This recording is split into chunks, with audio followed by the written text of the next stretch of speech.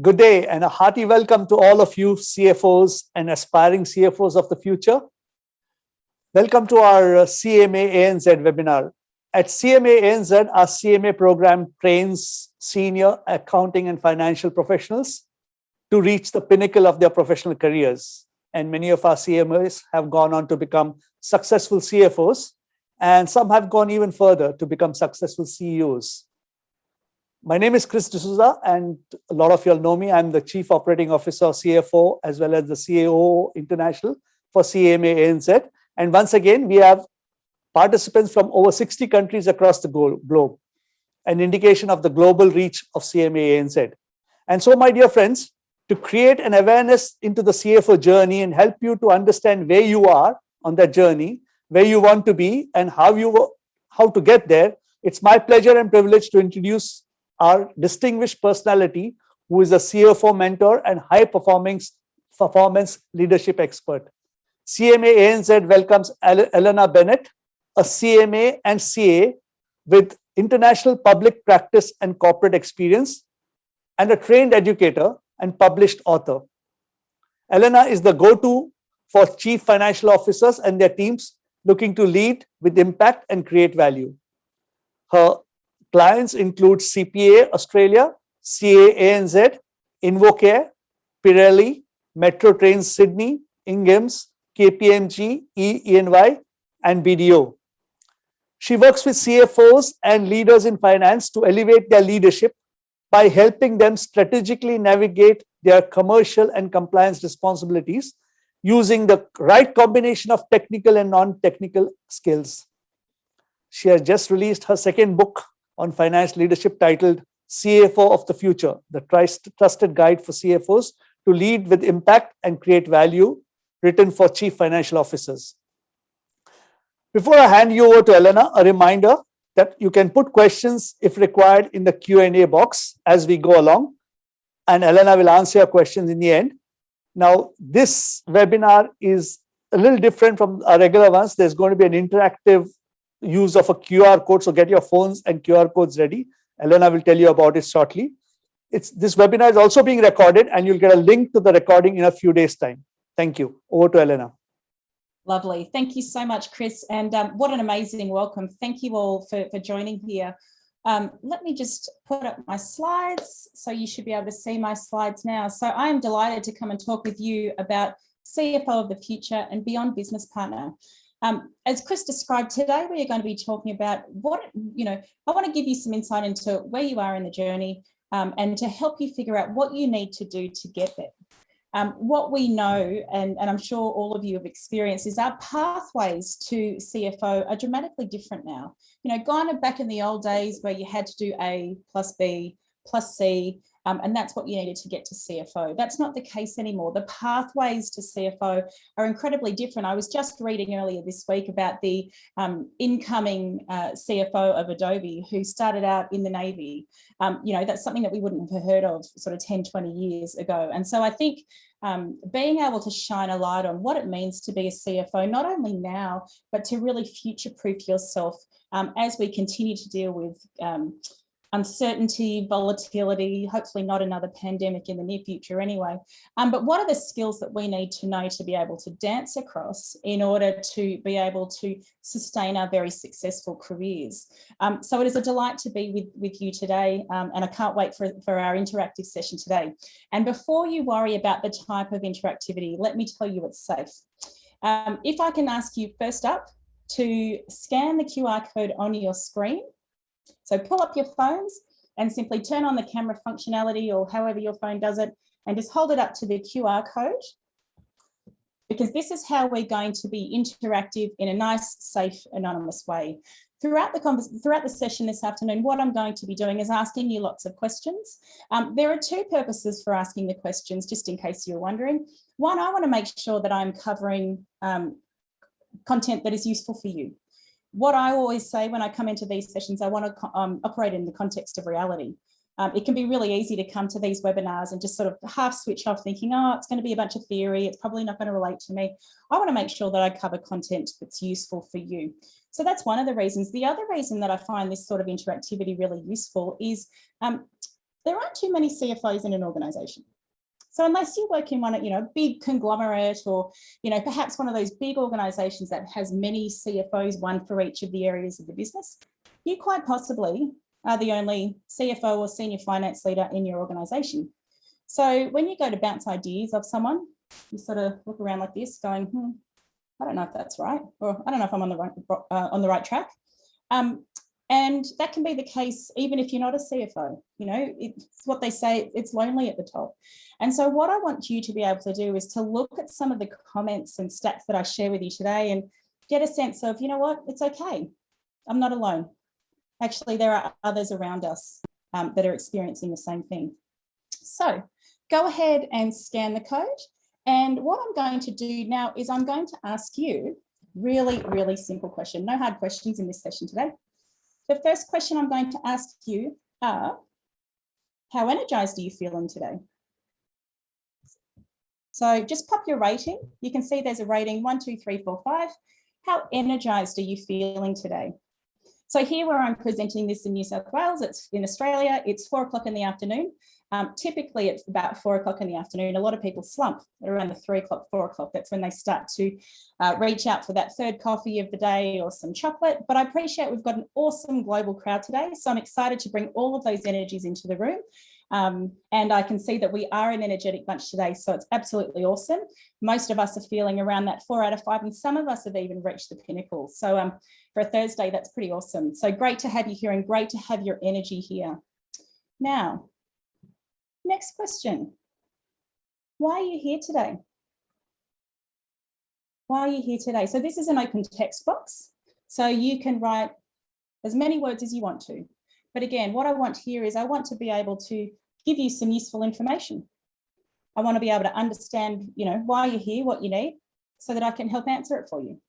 So go ahead and capture short, in short or long, whatever you'd like, what you're here today. So I've got to see one answer already: to learn on your journey. Absolutely. So this is about our journey as a CFO. I want to explore, thank you. I see that the comments coming nice. So want to explore the role of a CFO in crisis. Absolutely. Great conversation. Great conversation. To become effective strategic business manager. Perfect. With an open mind to learn or see things from a different perspective. That's amazing. Absolutely. No more the crucial role of a CFO and to be a successful CFO in the organization. Perfect. To get an insight on what the future CFO looks like. That's great. Excellent. I love it. Continuous learning. That's great. I know that everyone here is on a learning journey, and I love that because we learn every day. I teach this stuff, but I can tell you I'm on my own personal learning journey myself. So we're all in this together. So this is brilliant. How to pivot to CFO and be successful. Yeah, great, great. To learn, but to more importantly, hear about other people's experience. What is keeping the CFO awake? I love this. Whoever's made that point, you're going to love the next question because we're going to cover that together. So you'll be able to see what your peers and colleagues on the call today are experiencing. Okay, perfect. So I'm going to shut that down for the moment and we are going to get stuck in it. And what I thought I wanted to do is I wanted to start with a few stories. I wanted to share with you a few stories of some of the work that I do with CFOs and some client stories I wanted to share with you. Now, I imagine the iceberg analogy is something that you're all pretty familiar with. It's used in all sorts of analogies. But the analogy that I would like to talk about today is a really important one for the context of this conversation we want to have today. I'm going to be talking about above the waterline and below the waterline. And for anyone who's already downloaded and printed out the workbook that I sent out, or I think that Chris sent out yesterday, you'll see that these terms above the waterline and below the waterline each have their own page. And so I'm going to share with you some stories around the use of those terms. So I'm going to start by sharing a story of a coaching session with a client of mine. Now, this client of mine, like possibly many of you on this call, highly technical expert, had his foundation in compliance, in financial reporting, in the financial controllership space. And he was sent to me to do some work with him by his boss. And his boss said to me, look, I just need him to connect more with stakeholders. I need him to be able to prioritize better with the responsibilities that the stakeholders care about. I need that to be more timely. I really need just him to step up in terms of his leadership capability. Now, we had this conversation and I said to him, look, I'm going to share a sad truth with you, but you need to be able to hear the sad truth. So, and this is, we introduced the above the line, below the line analogy here. I said, we have spent most of our training, most of our education, and most of our experience and expertise on activities that happen below the waterline. Yeah, myself included. In terms of my journey, I started out like possibly a lot of you. I finished school, I went to university, I studied Bachelor of Commerce and a little bit more. And then I went into one of the big 4 chartered accounting firms. And as some of you know who might have also gone that same path, it's a very technical job. I was in the audit function. And I said to my client, I said, look, unfortunately, when we get to this level of leadership, no one cares about that stuff. And I said, I know that's dreadfully unfair and it's very disrespectful to the training and to the education and to the effort that you put in keeping your company out of jail and out of, you know, the front page of the newspaper. I totally get that that's not fair. And just like this iceberg on the screen here, that is where most of the work happens, underneath the water. But you know what? No one can see it and no one cares. And so when we think about what it means to be a finance leader of the future, that's an important context to realize that a lot of the work that we have done in our past to get to where we are sits below the waterline. No one cares, because what they care about is what they see. That's what they value, is what they see. And so what they see and what they want from you need to be congruent. So if they want a CFO who they want to partner with them, who they want to help create value for the organisation, that's what they need to see. They need to see a CFO who is highly strategic, highly commercial, that has the gravitas of a commercial CFO and can really partner in those difficult strategic conversations and can lead the strategic objectives of the company. They don't really care about a CFO beavering away on the year-end annual report. Yeah. They don't care about how much work the CFO needs to do on their team because they don't have the right capability or numbers in the team. They don't care about that. What they see needs to be aligned with what they care about. So when we talk about above the line and below the line, how we refer to that is we talk about above the line being the commercial side of what it means to be a CFO and below the waterline to be the compliance. Right. And so if we think about, you know, the CMA and what we're trying to do here with really shifting the profession, we want to be playing above the line. Now we know, no disrespect, we know the below the line stuff needs to happen and we know it's not easy because we can see on this iceberg picture, there's a lot of work that goes on under there. But we want to really raise the conversation. So that's what we're here to do today. So we talk about above the line being commercial. We also talk about being the high performance space. And we talk about below the waterline being the hygiene space, the stuff that just needs to get done. A little bit like brushing your teeth, right? Not super fun, but must do, yeah? Now, I want to share with you another story to just sort of balance that, because you're probably going, Alena, I'm not really loving what I'm hearing. You're telling me that none of the stuff below the waterline matters. It absolutely does. Quite often, smaller size and even larger size, but the story I want to share with you now is some work I did last year with CFO and his 2 direct reports. Now, this company is ASX listed, so a publicly listed company on the Australian Stock Exchange, had gone through tremendous growth, services management company, and experienced enormous growth. So from a commercial perspective, the CFO was highly commercial. It was really there partnering with the COO and the CEO, really driving the performance of the business. They were going gangbusters. Yet, when I had a conversation with the chair of the audit committee, and she said to me, it's brittle. The company is brittle, and we see the tension that every quarter end reporting period and every half year and every annual reporting period, the stress that it places on the team, they just about break because they don't have their hygiene factors right. So if this might resonate with you, if you find it extraordinarily challenging to close your books, And this can be really frustrating if you're a CFO who is a great business partner or has a desire to be a great business partner, but yet finds themselves at every big reporting period end dragged down into the hygiene. So here I was having this conversation with the audit committee chair, and she was saying, you know what? They're great from a commercial perspective, but I need them to focus on the hygiene because we can't have this machine break. So I want to assure you that we want a balanced conversation here, and both sides count.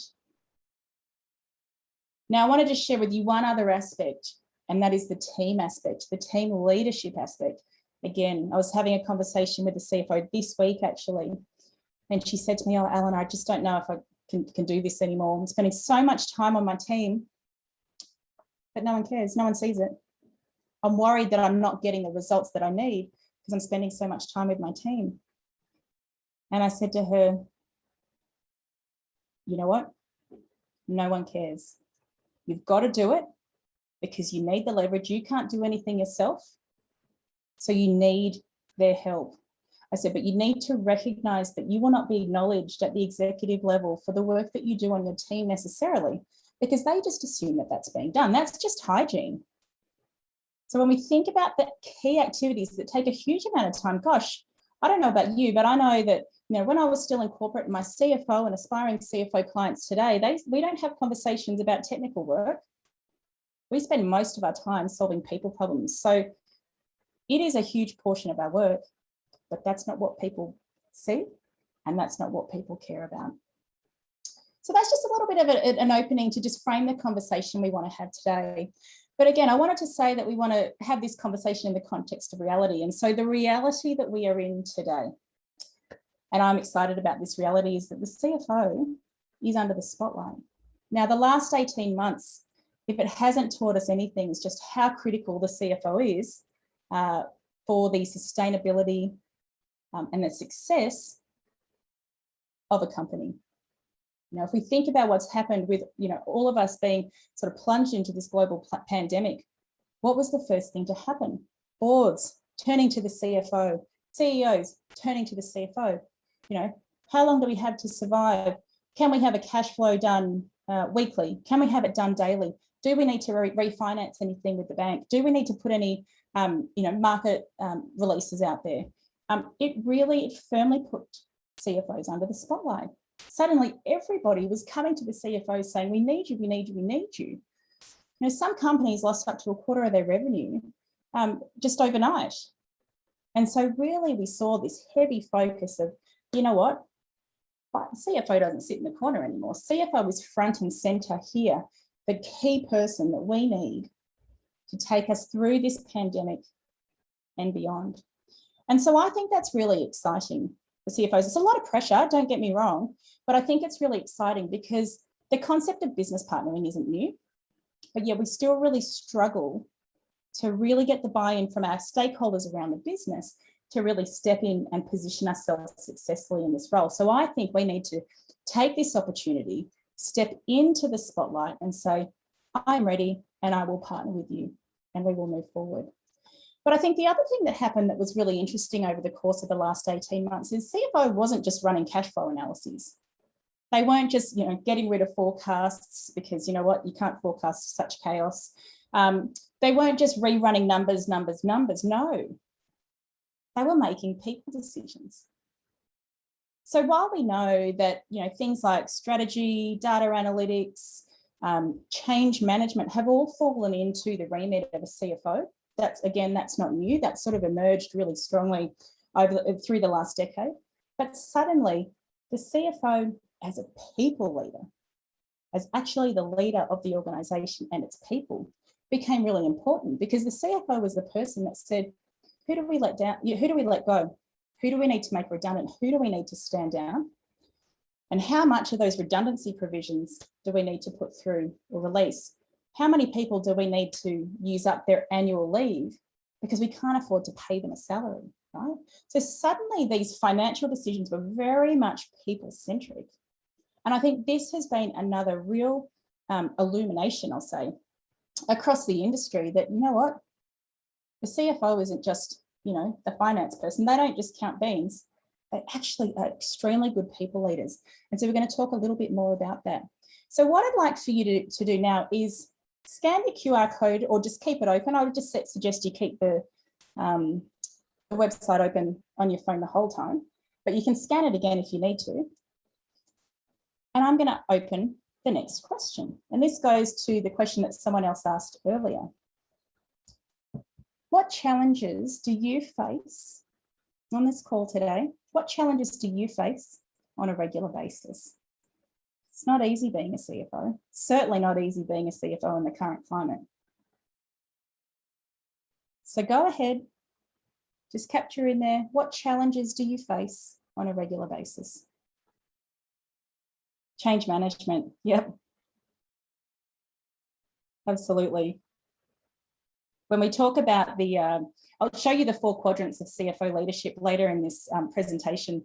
And the first quadrant is actually called change leadership. And one of the skills that sits within the change leadership quadrant is influence. I reckon CFOs have influence conversations pretty much all the time. So if there's one skill that you need to nail as a CFO, that is influence. Meeting deadlines, absolutely. Goodness me. Crunch time, such a reality for all of us, isn't there? People turnover, changing priorities, yep, absolutely. Cost savings. And I think that's a really interesting one to bring up, because I think for so long the CFO has the perception of a cost controller and, you know, really just focused on the cost. And we'll let the sales guys cover the top line, the revenue line, and CFOs can just beaver away on the cost line. We want to get rid of that. We want to really shift the paradigm to being cost controllers to value creators. But that is hard when we are facing the reality that cost saving is a mandate.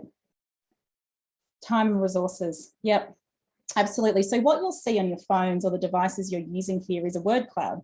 And so how the word cloud works is that if there is consistency in the terminology that comes through, it gets bigger.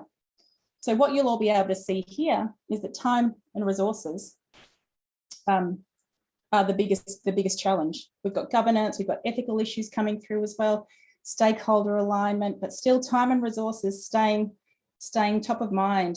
New regulation and innovation. One of the sayings I love to say in some of these keynote speeches is the only thing standard and regular around standards and regulations are the rate of change, because they're just so many. It's just this self-perpetuating. It's like they're trying to fill their jobs. Anyway, that's another conversation. Okay, perfect. Great. Challenges, time and resources. This is absolutely consistent with what I see. Thank you for everyone's comments. In terms of the resources, that's exactly what this slide is all about. What we're finding is that because of what's happened over the past 18 months, and for those countries that may have gone into lockdown, come out of lockdown, here in Australia, we're in lockdown again. And so every time we sort of come back into the office, we need to do this reforming. And what I mean by reforming is we need to bring our people together again and say, well, what does life look like now? And that's dealing with the people resources. What does life look like now? What is the strategy that we need to meet? And do we have the right culture and values and behaviours in place? Do I have, given the change in the strategy that perhaps our organisations have decided to undertake, do I have the capability that I need? Do I have the number of staff I need, particularly if you've had to lay off staff? So I think people resources and that need to reform teams is a really big challenge. One of the other things that I see is that CFOs are still stuck in the detail. And look, I feel like this was something that existed even before the pandemic. But I think because the need of, sort of all hands on deck as a result of the pandemic, we're now saying, well, how do we loosen the reins? How do we get out of the detail? Because I'm hearing that so many CFOs are still stuck in the detail.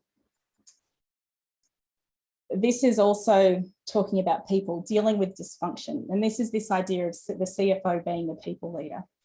I was working with a CFO last year and he said to me, Alena, our executive team is incredibly dysfunctional and my board need me to sort it out. He was brand new to the organisation. And we had worked together in one of his previous organisations. And so he brought me on board to the new one. And he said, they need me to sort out the dysfunction because the executive team does not get on with the board. And you can see that that's a recipe for disaster, right?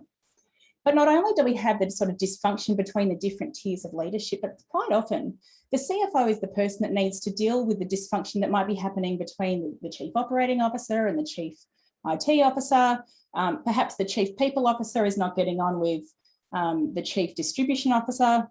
The CFO, because of their role in the organisation, they bring the numbers together. We're actually being asked to bring the people together. And so when we think about the CFO of the future, being a people leader is paramount. And then you mentioned time. You know, I have a belief that time management is a little bit of a furphy. You know, we've got the same amount of time that we've ever had. But I think it's still important to discuss, because I think that's sort of what I say is the top order problem that people face. And that top order problem of time is really actually just symptomatic of a number of different problems. But that doesn't escape the feeling of feeling like you're back to back in traffic. And you look at the exits, you know, when you go on a long road trip and you look at the exits and go, oh, should I take that shortcut? Should I take that shortcut? What I want to be able to do today is to equip you with some information that might allow you to know when is it safe to turn off? You know, when is it safe to turn on, knowing that I can come back another time? So I do think we've got to just acknowledge that time is a challenge, but all of these things basically compound in this whole problem. Is that if we've got perhaps a team that's not quite up to scratch, that can't quite deliver what I want us to deliver as business partners, if I'm super busy and if I'm stuck in the detail, how on earth do I position myself as partner? Yeah, and so coming back to the comment I made earlier, business partnering has been around for a while. Why aren't all of us doing it? Because the reality of the context of our job is that it's really challenging to do so. And so what I'd like to do is just ask you another question here. Of the following challenges, so the challenges that I've just laid out, which basically leverage off the ones that you shared earlier, of the following challenges, which one of these challenges has the biggest negative impact on your ability to perform the way you want? So if you step back and you say, you know what, I'm not really performing at my best. What is the main reason why? Team issues, capability, capacity, performance. Yep. Stuck in the detail, 100% support from your boss. Yeah, it's a really important one. That's where we need to talk about influence and how we influence our boss. Dealing with dysfunction is coming up, but stuck in the detail. Interesting. Stuck in the details, got the lead. Yep. Team issues, number 2. Oh, team issues have just spiked to number 1, equal number 1. So we've got stuck in the detail and team issues, and isn't that interesting? Because you can absolutely see the relationship of the two. And so when we talk about the stages of the CFO journey, that's going to become abundantly clear. So I tell you what, yep, stuck in the details. All right, I love this. It's like watching a horse race or something. It's who's winning, who's winning. Currently about to turn it off. Who's winning is team issues. So team issues, capability, capacity, and performance is the number 1 challenge at the moment for this group on our call today, in terms of having the biggest negative impact on performing the way you want. So that's brilliant. Thank you for playing. Now, this is the one-slide snapshot of the conversation we're going to have today. This is the CFO journey. I'm going to break that down for you. I'm going to bring that to life for you. But I want you to look at that and ask yourself, where am I? And most importantly, where do I want to be? And what I find is that quite often in a CFO journey or in a leader in finance journey is that you kind of get this sense, this little bit of discomfort that you know where you're not where you want to be. The problem is it's really hard to define where you want to be. And so that's what I want to be able to show you today, is to help you articulate where you want to be and to provide you with some steps to figure out how to get there. So at the bottom end of the spectrum is what I call scorekeeper. So this whole CFO journey, what I say is we're going from scorekeeper to playmaker. Now, I reckon if you're a scorekeeper, it's probably unlikely you're on this call today because, you know, if we think about scorekeeper, that's really old school. It's where we sit back and we just literally record score. I remember my eldest daughter plays baseball, and I remember turning up at her first game. I don't really know a whole lot about baseball. And they were trying to figure out who wants to be the scorekeeper. And I thought, oh God, I couldn't think of anything worse. The scorekeeper is really passive. They just sit back, they watch what happens, and they keep score. Yet a friend of mine was delighted. She was proud of keeping score. She felt there was a lot of status associated with keeping score. My opinion, being a scorekeeper, particularly, you know, from a CFO perspective, is that is extremely passive, and that will not set you up for success in the future. Now, I'm going to qualify that with one statement. all of these levels in the CFO journey, you can touch on them. We kind of fluctuate up and down that ladder. It's not just a one way is the highway. We do sort of come up and down. So what I'm finding at the moment is because people are quite tired, quite stressed and quite fatigued at the moment, there is a population of CFOs who just want to sit back for a moment. And so if that's you, if you're saying, you know what, I do just want to sit back and keep score. I do just want to make sure we nail the basics and that we can roll over from month to month. If that is you, but you know inside of you that's not really you, I want to just say don't stress. What I want to be able to equip you with today is tell you what you need to do to get out of there. And I think what you need to do is you need to make a choice. And in saying that, I want to really empower you. So if you remember back in the day, I don't think that's quite a 5110, a Nokia 5110, but back in the day, the Nokia 5110 was the bee's knees. It had amazing life, it had amazing battery life, it was super reliable, and everyone had one. So brilliant. But yet now we all play with our smartphones and iPhones, yeah? And so the choice is, you know what, you might have a really good, reliable product back here, but do you want to stay up with the ages? And the only person that can make that decision for you is you. Do you want the old way that was really reliable and really served the purpose at the time? Or do you want the new way? Do you want to be able to have the conversations that people want you to bring you in? Do you want to be able to perform in the way that people will value? And do you want to have a seat at the table and influence the decisions? I reckon if you're here today, the answer to that is yes. So I'm going to move on. The next step in the CFO journey is firefighter. Now, I reckon most of us on this session today, and if you're listening to the recording, I reckon most of us are pretty familiar with being a firefighter.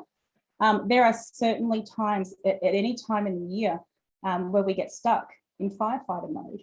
I think certainly, you know, at some point last year, a lot of us were in firefighting mode going, what is this pandemic? What does it mean to me? What does it mean for my business? You probably had physical and then virtual war rooms trying to figure out how do we fight this fire.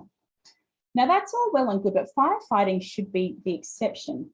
But what I see is that sometimes it becomes the norm for CFOs. And you think about what happens when you're in a fire. There's heaps of smoke and you just can't see the forest from the trees. And so when you are simply reacting, firefighting is very reactive. You're literally reacting and responding.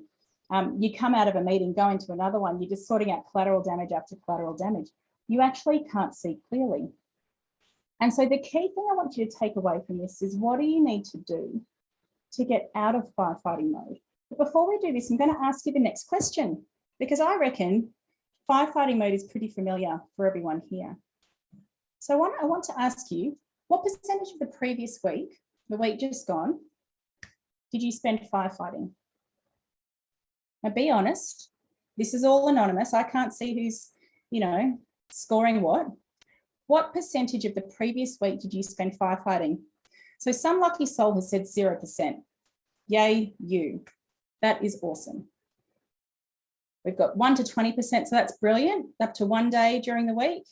We've got 21 to 50%, 51 to 75%. So this is what I'm saying. We all come here. We all find ourselves in firefighting from time to time. Now I'm going to ask you the next question. What percentage of the previous month, if you were to look to the previous month, let's cast our minds back to perhaps from now until the beginning of September. What percentage of the month did you spend firefighting? Yeah, right. No 0% here. We pretty much always have some firefighting in our DNA. Yeah, absolutely. Now, the interesting thing about firefighting, I was having a conversation with one of my CFOs this morning about this. It's actually quite energizing. But again, it's energizing to a point. It's a little bit like when you are running a long race and you feel really energized, and suddenly you start fatiguing. That's exactly what happens when you firefight for too long. And when you think about the role of a CFO and the value of the strategic thinking of a CFO, you can't do that if you spend all of your time firefighting.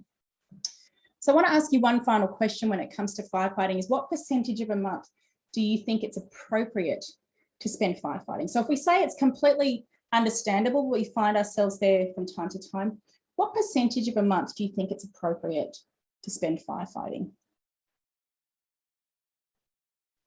Yeah, perfect. Pretty unanimous there. We're saying, you know what, 1 to 20% on the whole, it's okay. And so what I want you to do there is just sort of reflect on how you answered the previous two questions and how you answered this one, and ask yourself, what do I need to do to get clarity? We know that we're just stuck in a haze, stuck in a fog, stuck amongst the smoke, and we're in firefighting mode. And we know the solution is to get clear. So the question I want to ask you is, what do you need to do to get clarity to then move up the CFO journey? And I want to just talk with you very quickly about the myth about service. I think we have been sold a myth about service, and I think it's something that we've been brought up with from a very young age. And I want to just call it out very quickly. We have been brought up to believe that service is being a servant. I reckon everyone here, and I can't see anyone's faces and I can't talk personally with anyone, but I think everybody here wants to be of service and in service to their stakeholders, to their teams, to their companies. But we have been brought up to believe that being in service is being a servant. What do I mean by that? That success is about working hard. And if we don't work hard, we are not being in service. And so what it does is that at a really subconscious level, it really tends us towards that firefighting mode. Oh, I've got to work hard. I've got to work hard because you know what? This is what being in service is all about. I want to bust that myth now. Being in service is not the same as being a servant. When it comes to being a CFO, we need to be thinking, what value can we create for our businesses? And you know where we create value for our businesses? Above the waterline. That's the conversation we're having today. So, deliverer, next stage on the journey, we've gone scorekeeper, very passive, sitting in the back office, just keeping score. We've gone firefighting, which is very reactive. It's a little bit chaotic at times. Now we're going to talk about a deliverer. Now, a deliverer is doing the bare bones of what it means to be a CFO. You're not really exciting anyone, but you're not really letting anyone down either. So it can feel quite a comfortable place to be. I suppose the question I want to ask you here, grab your phones out here, is where do you find yourselves delivering? And I know a number of you said that team and resources were a challenge when we did the challenge question earlier. What I tend to find that a lot of CFOs find themselves delivering because their teams aren't. And so what they tend to do, again, in the spirit of service, CFOs say, you know what, I'm just going to get my hands dirty. I'm just going to help my team, service mindset. I'm just going to help my team deliver this report because I know it needs to be done. It needs to be done accurately and it needs to be done on time. So I'd like for you to ask yourself another poll question. Where do you find yourself only delivering on important issues? Yep, absolutely. So where you feel like there might be that elevated level of expertise that needs that particular attention and analysis report. So anything that's going to an external stakeholder. Issues, yep, when you're trying to meet a deadline. I reckon that's absolutely, as per request task, that's a really good point, especially if there are some issues going on between you and a boss or you and stakeholders. Sometimes it can be hard to manage those expectations about who's doing what. And we can interpret that any request that comes to us, we can misinterpret that to being they actually want us personally to do it. It's not always the case. Specialist domain strategic thinking. Yep, providing information to the board. Yeah, absolutely. And I think, you know, again, there are some areas where it's appropriate to get involved and to deliver. But what you actually do when you do get stuck in the trenches with your team a little bit, you start to actually undermine their ability to deliver. And so it's a really interesting contrast that goes on here because you're actually doing it with a really positive intent, with a real service mindset, but actually you're not letting them to develop, which ultimately means it's always going to keep you stuck at this deliverer mindset. And why this is so important is because we need to prioritize what is important to get to the next level. And so I want to ask you one more question before we talk about what getting to the next level is, because when we go to the next level, that's when the game starts to change for us. The next question I want to ask for you here is, if you had 100% control over your workload, what would you choose to prioritize in order to play bigger? Because what you would have seen when you put in your answer to the previous question, it was requests from other people. Yeah. So that's when you start to feel like, I don't know if I have too much control over this. So I just need to get stuck into it. So the question I want to ask you here, and I've got up on the screen now, is if you had 100% control over your workload, what would you choose to prioritize? Strategic planning, absolutely. Great. What else? Yeah, absolutely. Homework balance, monitor performance, future growth strategy, absolutely. Critical issues, new projects, process improvements, the most pressing issues, absolutely. Growth, do things to stay ahead, absolutely. And this is the tipping point. This is the tipping point that we are able to say, look, if I prioritize, I can come out permanently of reactive mode and I can flip into being proactive. And so absolutely, that is absolutely what we want to be seeing. If we had 100% control over our workload, this is what we would be able to achieve. Now, if we think about those things, do those things happen above the line, below the line?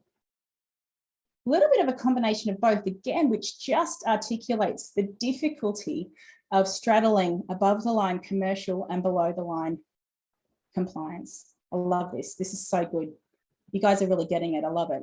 Okay, so I told you that this was the tipping point, and the tipping point is to be advisor.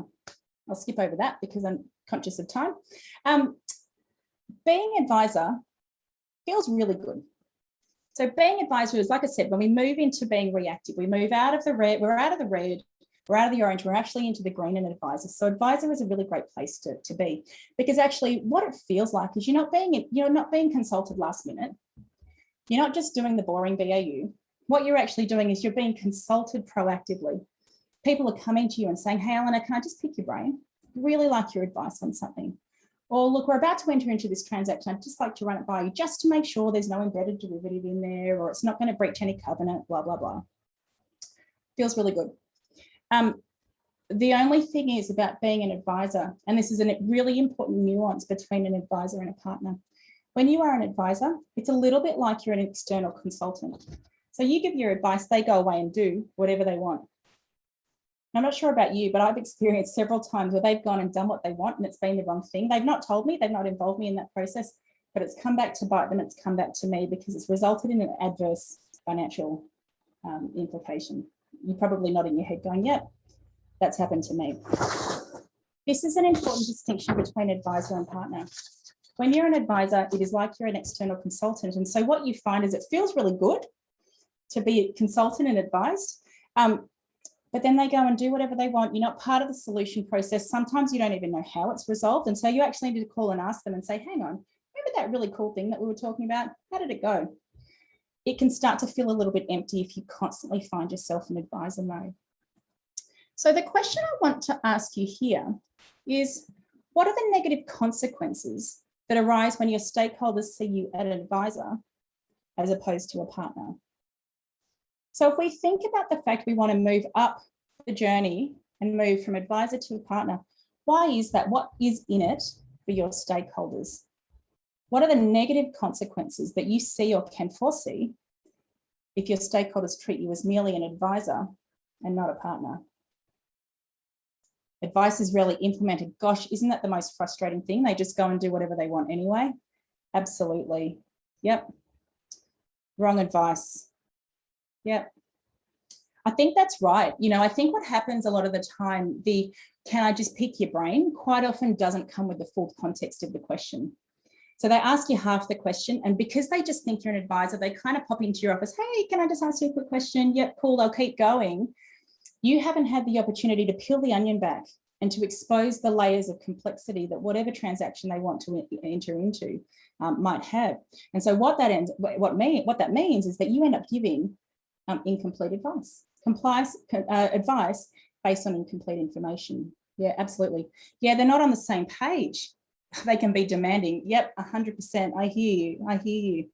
Less involvement, no ownership. Absolutely. There's a bit of finger pointing that happens. Well, hang on, Alena told me to do it. Yep, absolutely. Great. So what I'd like for you to do now is, or actually now what we'll do is we'll go straight into what we need to do to get from advisor to partner. We need to think strategically. So one of the things you'll notice at the front of my book, and I think an extract of my book is part of the bonus resources in your workbook. So when you download that, what you will see is the opening quote is from a CFO I know. And she said to me when I was doing some research for this book, she said to me, Alena, I see the CFO as the arteries of the organization. They see and they touch everything.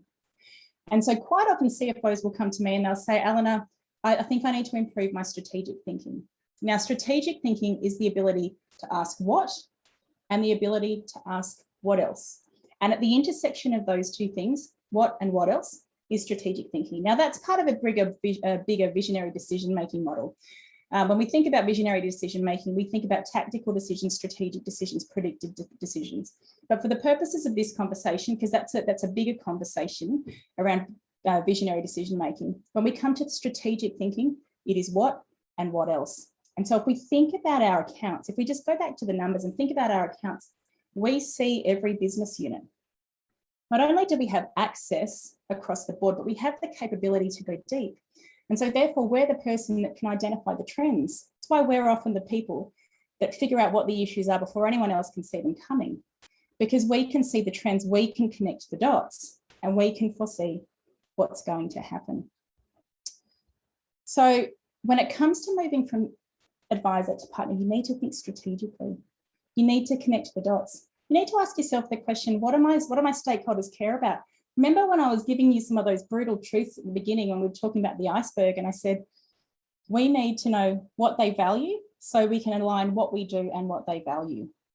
So when we're thinking strategically, we need to be thinking, well, who do we care about to start with? Who are the stakeholders out there that we want to partner with? What do they care about? How can we be strategic about the way we position ourselves in the business?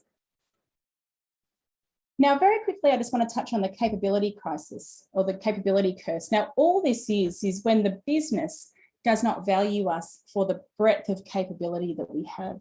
And this is when we can get pigeonholed as you're just the finance person. I don't need you involved in this very commercial conversation, or this is a people-related conversation. You can't add any value there. We want to make sure that you position yourself really well as someone who is strategic, someone that is commercially focused and create value. I run a program called the CFO Boardroom, and in our last CFO Boardroom session, I had one of the country's best, world's best actually, branding and marketing experts come and talk to us about the positioning of the CFO of the future and how you need to position yourself for your future self so that you can shift the perception, you can shift your branding towards that future self. So that you can bring people along on that journey. Because what happens when you do position yourself and move people along that journey, that's when you can finally partner with the business. Now, before I move on, as I said, because business partnering has been around for a very long time, grab your phones out again. I want to know from your perspective, why is it important to think beyond business partnering? So we know that business partnering, as opposed to being an advisor, is a partnership of equals. Being a business partner means that we come together and we talk about problems. It's a equal partnership where you bring a problem, I bring a problem, we challenge each other. It is a great partnership where we solve business problems together and we go along the journey together. Yeah. I think, and I love that someone said to get to the pinnacle, I think it's important that we shift the conversation from partner to playmaker and to start to think beyond business partnering. Because we need to think of business partnering as the new BAU. We need to shift our perception. We need to move our target, move our pinnacle. But we also, most importantly, need to shift the perception of the people around us.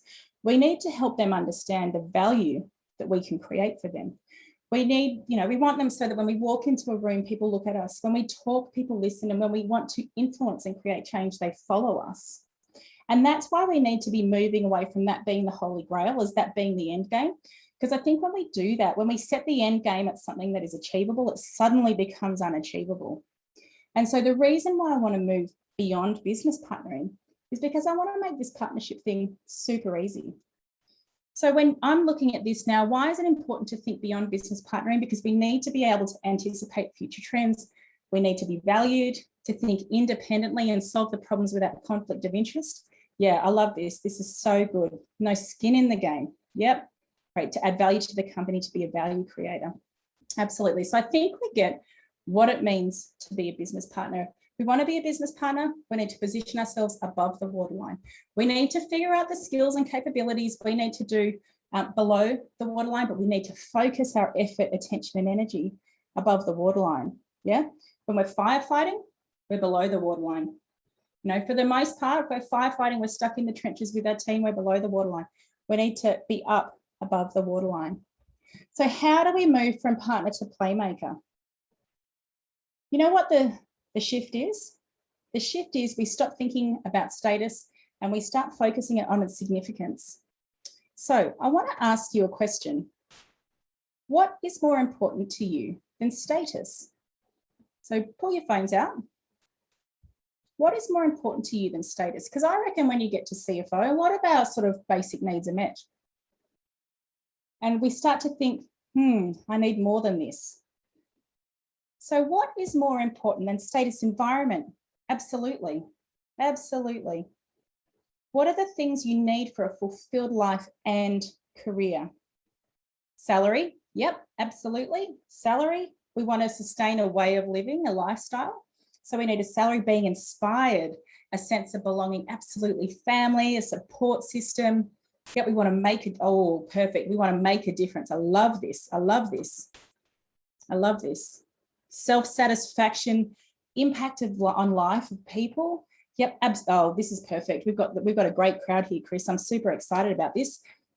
Yeah, this is spot on. Absolutely. It actually transcends status and we have to start focusing on significance. Absolutely. Creating value. So this is why when it comes to shifting from partner to playmaker, thinking beyond business partnering, we need to start thinking about opportunity.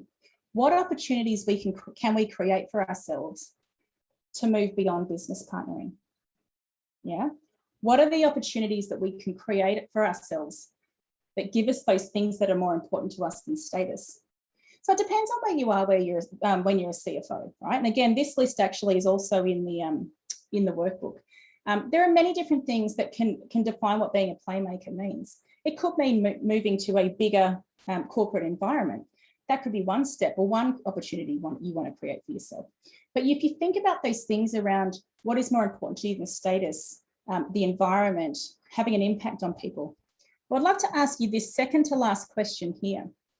If I could wave a magic wand and assure that your next step is achievable and successful, what would be your next career move?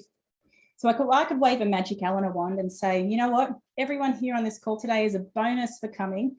I am going to grant you your next step and it's going to be successful and it's going to be achievable. You're going to be able to do it. What would be that next career move? Board director, perfect. Love that. What else? What else? CEO, amazing, amazing. Takes CFO's job. I love that. CEO, virtual CFO, brilliant, brilliant. What else have we got here? What else? To be an owner. Yep, love that, love that. Managing director. Yep. Entrepreneur. Yep, I still kind of freak out when people say that I'm an entrepreneur because it was nothing that I ever thought might happen, but here we are, sort of being one. The next Elon Musk, oh, I need to know you. That sounds cool. We've got the right, as I said, Chris, we've got the right people on the call today. CFO, senior finance manager. I love this. I love this. I love this. So I'm going to stop now because I am conscious of time, although I want to keep hearing those answers. This is what it means to be a playmaker. We actually think beyond status and we start thinking about significance. What is the footprint we want to have on this world? And the question, and this is the final question, and this is a big question, so you may not be able to answer it, and that's okay if you can't. The question is, what contribution do you want to make to the world through your work? So for those of you who know me, and I think most of the members are probably, most of the people here today might be new in my world, the foundation of all of the work I do is in purpose. Because I fundamentally believe, like a lot of companies and corporates out there, is that when we have our foundation in purpose, when we are really connected, aligned to our purpose, and we integrate that purpose into everything we do, that is when we amplify performance. You know what that gives us? It gives us freedom. It allows us to contribute in our most whole self, with our whole selves. And that is fundamentally what it means to be a playmaker. It's about contributing. It's about having a go, and it's about being sort of ridding ourselves from what it means to be a stereotypical CFO and saying, you know what, I've got heaps more skills. I can be strategic. I can add value. I can add value. I can be the Prime Minister. I could be the next Elon Musk. I can be a business owner. And so when I look at this, this is it. This is what I want to hear. Clean water and better air quality, reduce natural resource waste, spread financial literacy, fund Porter study. My gosh, you guys are amazing. Good corporate governance, positive energy, and thought for values. See, the people that we've got on this call today, we're going to change the world. And do you know what? As CFOs, as aspiring CFOs, as senior finance leaders, I know that you can all do that. But we need to be shifting the conversation from beyond business partnering to being playmaking. Because while we're focused, while we obsess over business partnering, we are never going to be able to unleash ourselves so that we can start to do these things. Yeah, absolutely. Whoever's written that last one, to change the stereotype image an accounting professional have. I don't know about you, but I spent my whole auditing and accounting profession being told you don't look like the stereotypical auditor and accountant. And what I find is that the people who come and work with me, they resonate with that. And they come to me and they say, I've fallen into finance and I don't fit in here. Help. I absolutely believe we want to change that stereotype. We are value creators. We've got the skill, we've got the capability, and we've got the desire, most importantly. We can think big, sustainable value creation. This is so good. Donate. Yep, absolutely. This is awesome. I would love to keep this going, but I know I can't. So all I want to say is that you guys know what it means to be significant. Yeah. I'm going to share all of these insights with Chris and the team. So maybe these can be shared with you because I'm really excited by what I'm seeing here. I know you are the people who can go beyond business partnering. But I know we're all excited now. We're going, oh my gosh, I'm thinking big. But the reality of the job, let's bring ourselves back to the beginning of this session where we were talking about all the challenges, the time, the resources. It's a very real challenge of how do I stop the spinning plates from dropping? Quite often when I speak to CFOs, they say, I say to them, oh, what's your focus at the moment? They'll tell me their top 5 things. And I'll say, what's your priority? And they'll say all of those things. And I'll say that is literally not the definition of what is a priority. We know the saying is, if everything is important, nothing is. But yet we feel like we're spinning plates and we're worried that one of them is going to drop. And so that is why we need a framework like the high performance pillars in conjunction with knowing where we are on the journey in order to be comfortable that our focus is the right focus and that we stop those dropping spinning plates. So the high performance pillars are one of the attachments in the document I shared with you. So make sure you download that. That is, as I say, it's a framework to help you know what you need to focus on at any given time to ensure that you don't drop one of the major balls or one of the major plates. I said at the beginning that I would share with you the 4 quadrants of CFO leadership. I mentioned that change leadership was where we talked about influence. It's also where executive presence and impact sit. And strategic leadership, that'll be no surprise that also sits above the waterline. You can see I put the overlay of the iceberg. So when we talk about shifting up our journey from scorekeeper to playmaker through all of the steps of the CFO journey and all of the steps that we need to take to move from one step to another, you can see that this all sits within the 4 quadrants of CFO leadership. We need to make sure we've got our team all set up right so that we get the leverage so we can stay above the waterline. So we don't need to be firefighting forever. So we don't need to be delivering. We've got to make sure the basics are right. We don't want to end up on the front page of the financial newspaper. Yeah. But where we need to be playing is above the waterline. We need to be advising. In fact, we need to be moving into partnering, creating value and leading with impact. And actually beyond that, we need to set our sights on what we want to be in terms of playmakers.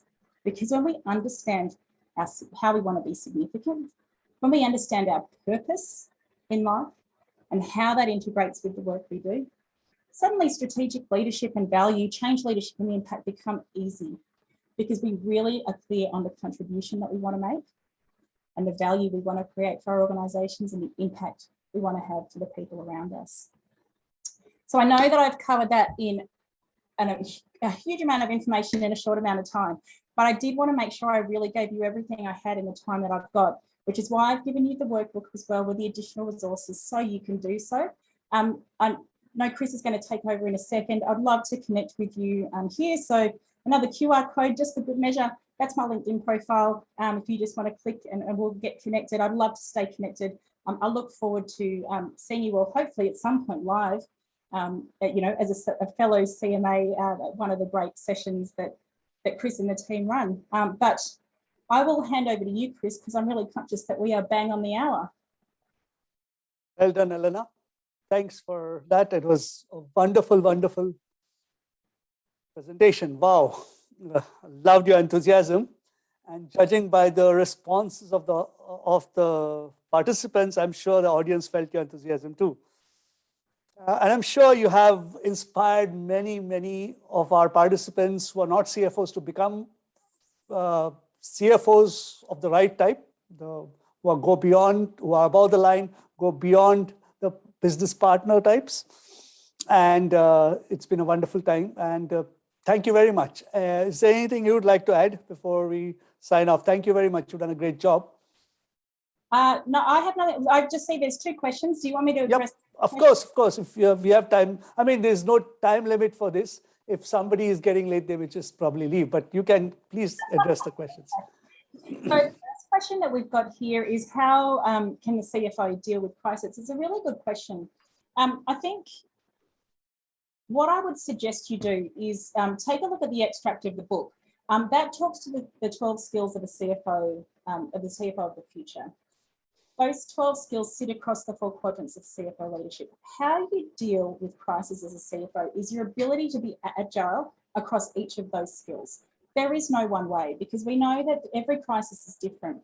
But what we do know is that we've just been experiencing a crisis for the last 18 months, and it's not going to be the last crisis that we have to face. There is no one way. What you need to know is know where you're going in your CFO journey, know what good looks like. That's really important. Know what your style of CFO leadership looks like. Know what being a partner and playmaker looks like for you. And then being able to dance across those skills, those 12 skills across the 4 quadrants of CFO leadership in a way that's going to solve the problem.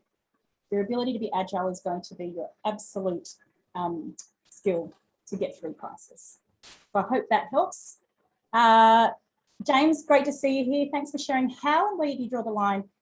The boundary for becoming playmaker, is it good? It is good to be playmaker. It seems the expectation is very high. From CFO Treasurer Don Scoma to take New South Wales Premier Nation PM, but again, as CFO, the job. So it's a really good question. I love that you've raised this question, James, because what I have seen is a frightening assumption that the next step from a CFO is CEO. I want to do my utmost to dispel that assumption. This is why I've said that the highest level is not CEO, it's playmaker. It's what you choose to do. It is the significance you want to have on the world, the contribution you want to have on the world through your work. For some people, that is going to be CEO, but if the way I describe it in my book is that the CFO is the voice of reason next to the CEO's voice of vision. So you can see if you are a real reason person, you may not have the capability or competency to be a CEO, because we need our CEOs to be visionary. Yeah. So it is interesting to see what we're seeing at the moment in New South Wales. I think time will tell. I think it is telling that we did have the former treasurer now become our premier. But from a CFO CEO transition perspective, I really want to dispel that as an assumption. If you look at the table of the examples that I gave as playmaker, it was definitely one of them, but there were a whole lot of other options that you can be. So no, it's about defining what you want as playmaker. I hope that helps. I hope that helps. Yeah, okay, that's a great question. How does the CFO deal with resistance from marketing, which doesn't like financial controls? You know what? I don't either. And actually, when I moved, so my career, I started out as an auditor in Australia, then I moved to the US and I was an auditor in the US. So I obviously had to audit in compliance with the PCAOB and Sarbanes-Oxley requirements.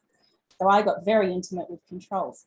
My perspective on financial controls is I actually say they are the Trojan horse to get strategic with the business, to really learn what the business cares about. So don't talk to them through the lens of internal controls or financial controls. Just say, I want to know what you do. I want to know what's important to you. You're smart enough, like when they talk, you'll go, oh, there's a risk. Oh, geez, they need a control there. Yeah. You'll know that. You don't need to talk to them through that language. Talk to them through their language. Remember, above the line. What do they care about?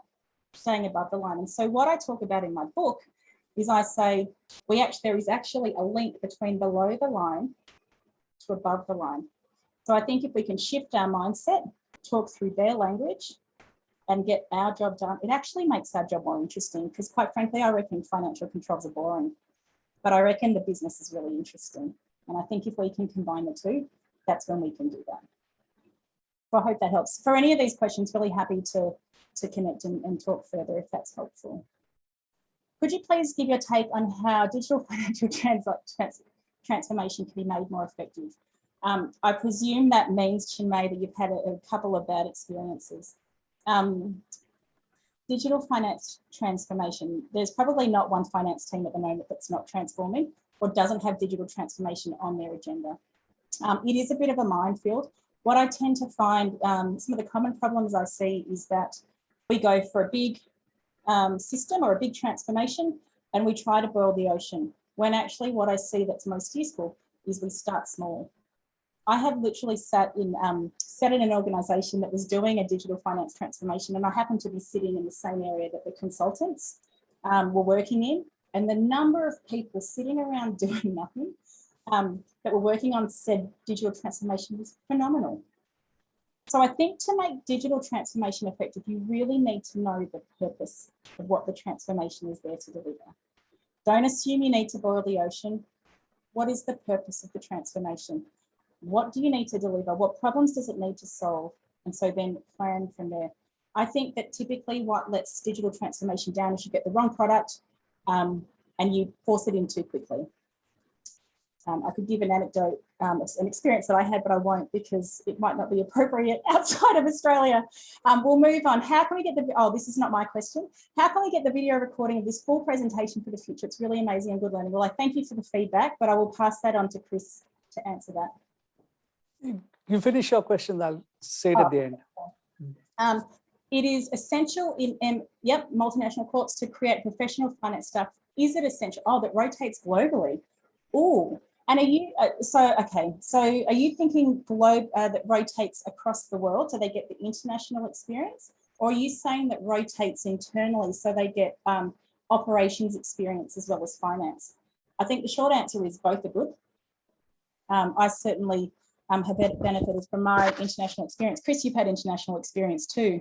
And, you know, you'd say that experience is invaluable.